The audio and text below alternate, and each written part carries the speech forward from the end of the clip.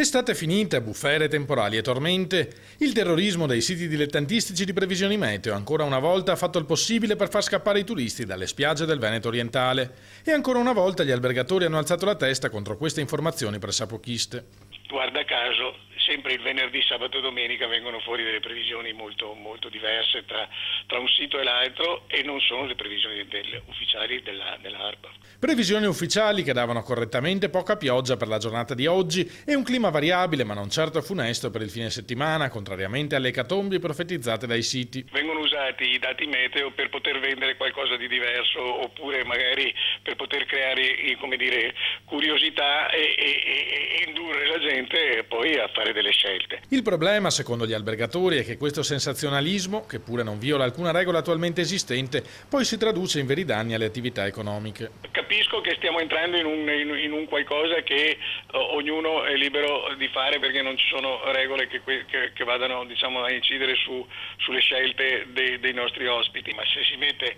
nuvolo, pioggia e così è un po' come dire vessatorio nei confronti di chi oggi fa un lavoro che è in qualche maniera, come dire, dipendente dal meteo.